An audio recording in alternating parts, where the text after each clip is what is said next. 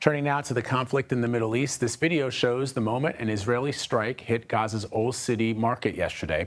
The fighting in the enclave is raging on as negotiations continue to try and secure a ceasefire.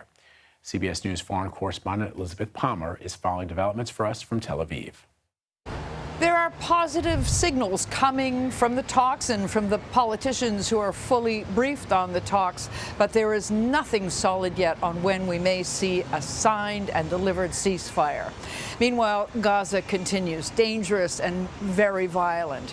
There is a military push by the Israeli army in the north where it's trying to wipe out the remnants of Hamas, and where yet another Israeli soldier was killed by Hamas yesterday. That would be the 6th this week. Airstrikes, of course, continue across the Gaza Strip. Have a look at this surveillance video. Two young men walking in the street, then an Israeli strike.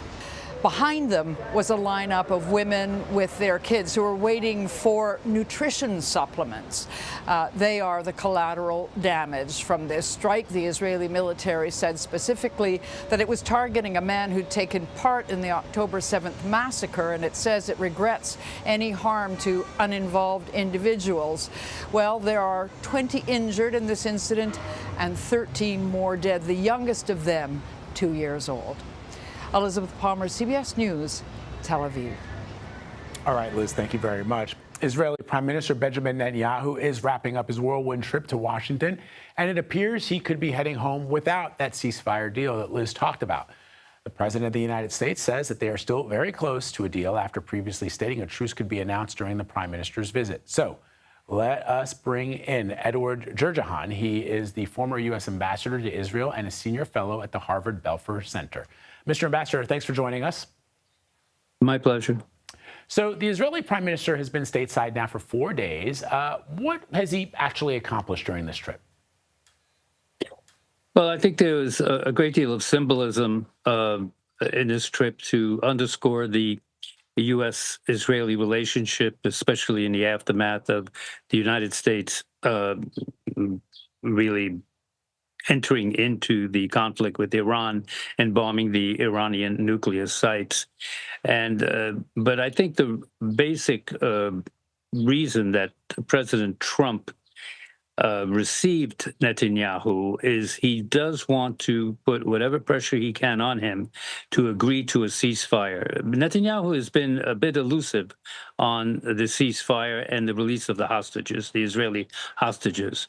But now it's the time, in the aftermath of America's very strong support for Israel, for Netanyahu to show some flexibility on this. So President Trump has sent Steve Witkoff, his negotiator, to Doha to really try to finalize this ceasefire deal. Supposedly, out of 4 outstanding items, 3 have been resolved. One of them isn't. And I think one of the key issues is that Hamas is really requiring that Israel withdraw from the Gaza Strip and release Palestinian prisoners. And the Israelis are not prone to agree to that. So I think that's going to be a big sticking point in the negotiations. But I think we'll know by the end of the week whether these negotiations have succeeded or not.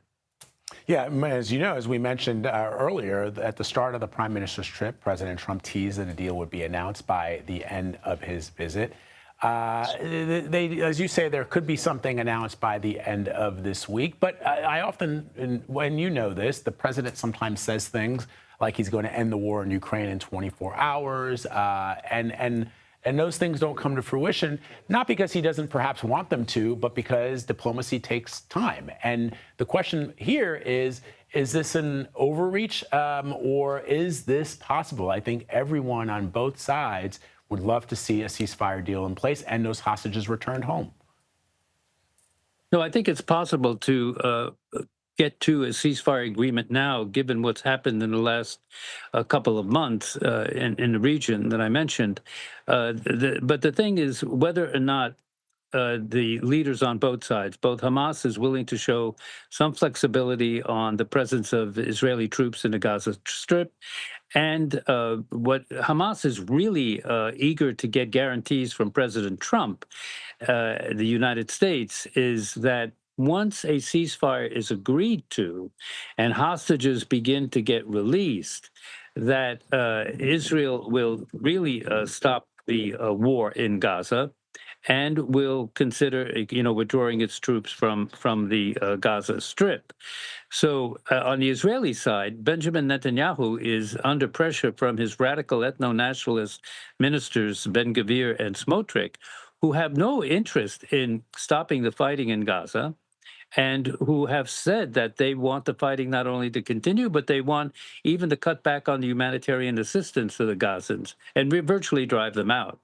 So there are a lot of internal pressures on both sides, and that's where the United States has to use its influence. And my God, the United States has influence, and it should use it, and the president should use it to get a ceasefire, sustainable ceasefire, and then start the process of rebuilding Gaza, and then looking forward to how we can move from just conflict management, where every few years we're going to see wars in the Middle East, especially between the Israelis and the Palestinians, to get on a sustainable political horizon to settle this conflict between the Israelis and the Palestinians in a final way.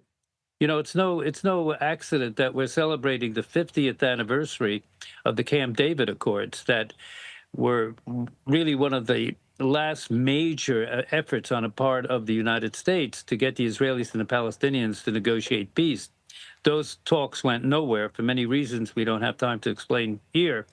But the fact of the matter is we've got to get back on that track of just not managing this crisis, but resolving it in a way that we have done in the past.